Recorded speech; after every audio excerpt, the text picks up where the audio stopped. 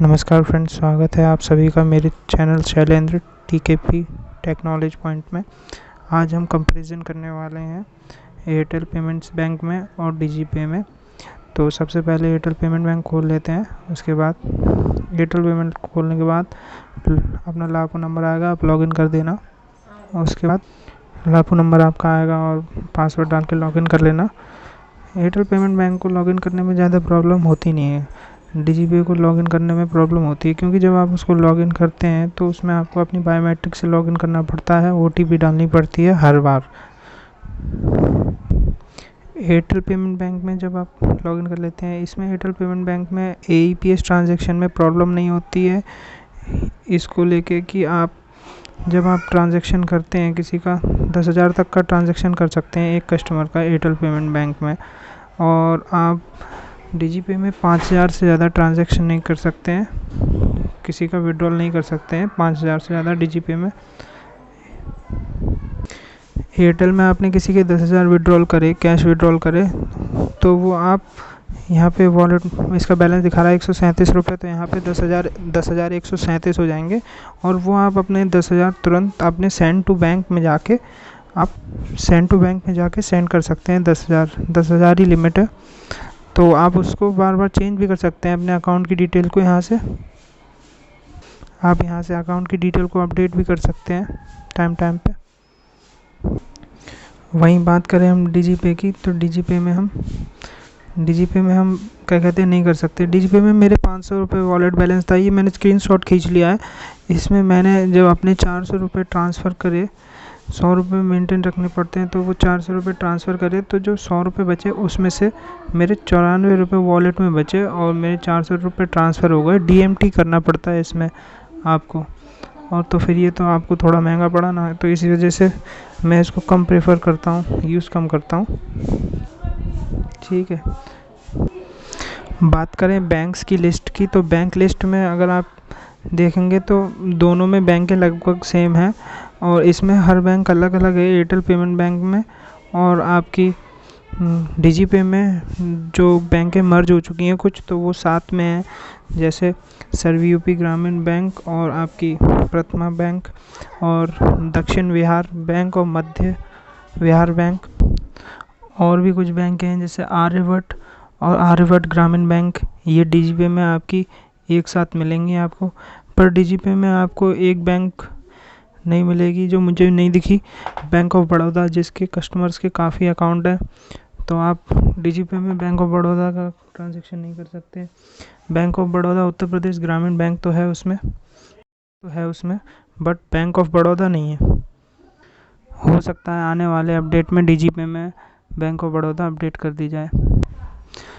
Bank of Baroda क्या, अब आने वाले अपडेट्स में एयरटेल पेमेंट बैंक के और डीजीपे के में हो सकता है कि ये बैंक्स की लिस्ट और भी कम हो जाए, क्योंकि आपकी काफ़ी सारी बैंकें मर्ज हो चुकी हैं।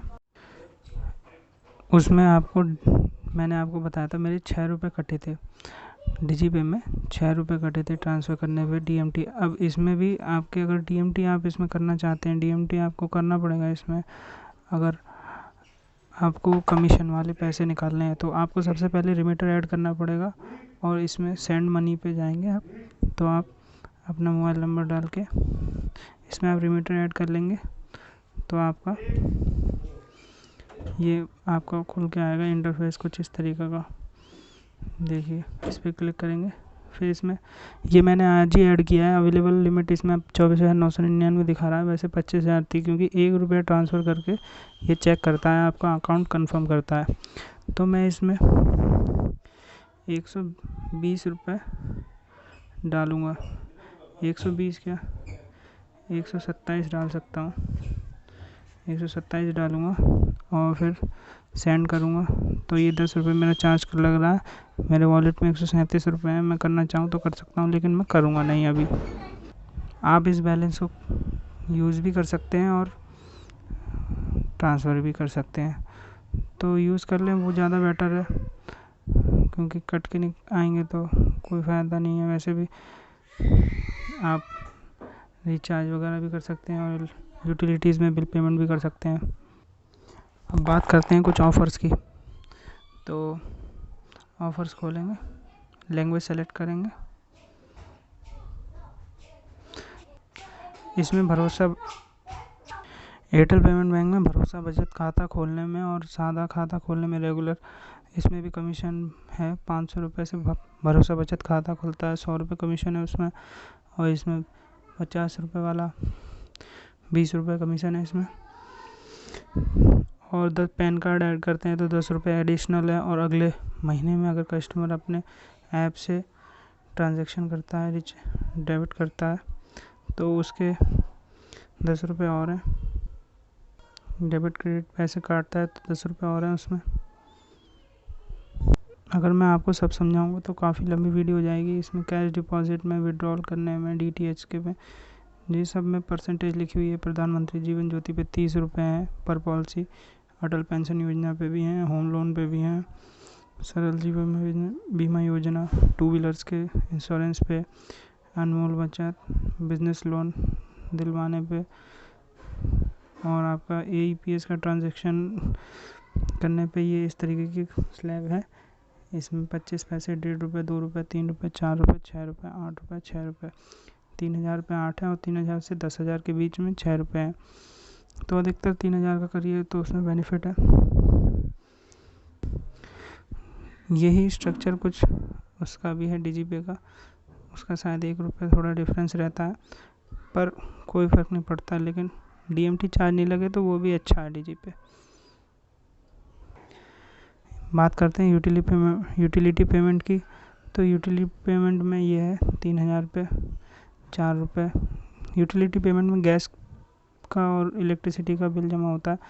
तो इस मामले में आपका DigiPay यानी कि डिजिटल सेवा पोर्टल, जो आप CSC के थ्रू लॉगिन करके आप अपना खोलेंगे, उसमें थोड़ा ज़्यादा बेनिफिट है। मैंने 500 रुपये तक के बिल जमा किया है, तो 500, 600, 700, 1000, 1200, 1300, तो सब में 5 रुपये आपका पक्का है, आपको 5 रुपये मिलना ही मिलना है।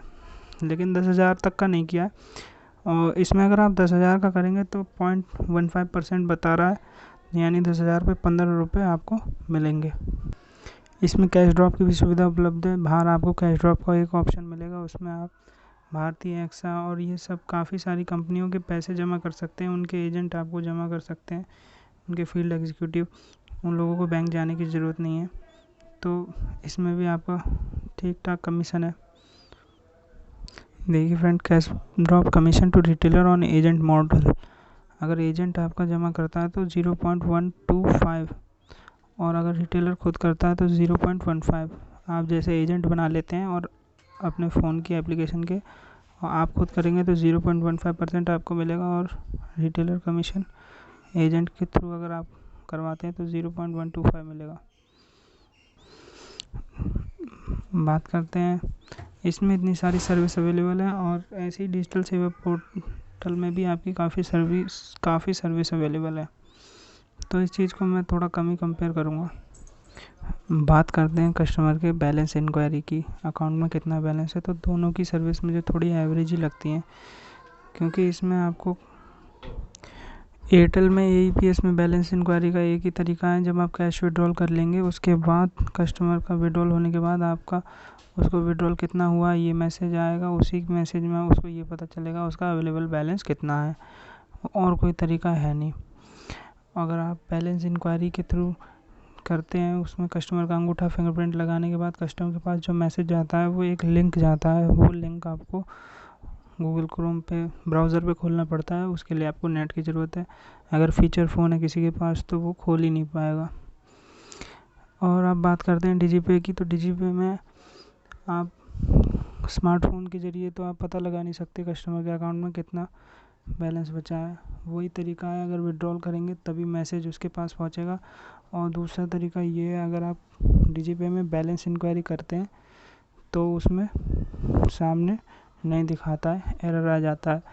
और DigiPay में विड्रॉल करेंगे PC से, अगर कस्टमर के पास फ़ोन नहीं है तो अगर DigiPay में आप PC से विड्रॉल करेंगे तो आपके स्क्रीन पे वो विड्रॉल होने के बाद अवेलेबल बैलेंस का अमाउंट शो कर देगा आपकी स्क्रीन पे। ये अभी ही अपडेट आया है, इससे पहले ये अपडेट में नहीं था। DigiPay के 4.2 वर्जन में ही अभी अपडेट आया है। DigiPay में आपको मैंने कुछ एक अच्छी बातें भी बताई हैं। ऐसा नहीं है कि मैंने डीजीपे की बुराई की है। इलेक्ट्रिसिटी बिल में आप ज़्यादा उसमें कमा सकते हैं डीजीपे में, यानी सीएससी डिजिटल सेवा पोर्टल में, तो आप उसमें ज़्यादा कमा सकते हैं। और डीजीपे में एक बात और ये है, अगर कस्टमर के पास मोबाइल नंबर नहीं है तो आप उसका कैश विड्रॉल कर सकते हैं, लेकिन एयरटेल पेमेंट बैंक में ऐसा नहीं है, क्योंकि कस्टमर विड्रॉल जब कैश विड्रॉल करेंगे तो आपको उस कस्टमर के मोबाइल नंबर डालना ही पड़ेगा। तो बहुत से लोगों के पास मोबाइल नंबर नहीं होता है, खो गया होता है, याद नहीं होता है, बड़े बुजुर्ग लोग निकालते हैं, तो उन लोगों के साथ ये दिक्कत आती है। डीजीपे में सिर्फ आधार नंबर, बैंक का नाम और आपको अमाउंट भरनी होती है। उसमें लिमिट भले ही कम हो, 5,000 तक की लिमिट है एक बार में ट्रांजैक्शन की, बट उसमें मोबाइल नंबर नहीं मांगता है। फ्रेंड्स, मुझे पिछली वीडियो में बहुत से लोगों का कमेंट आ रहा है कि उनके पैसे फंस जा रहे हैं ट्रांजैक्शन करने पर, तो उसके लिए मैं आप लोगों को बताना चाहूँगा, वो इसी वजह से होता है कि आपके फ़ोन पे आप ट्रांजैक्शन कर रहे हैं तो नेट स्लो हो गया है, या फिर नेट बिल्कुल चला गया है, किसी की कॉल आ गई और फिर ट्रांजैक्शन हो भी जाता है और पैसे आते भी नहीं हैं, कहीं ना कहीं अटक जाते हैं। तो पहली बात तो आपको customer care we care Airtel bank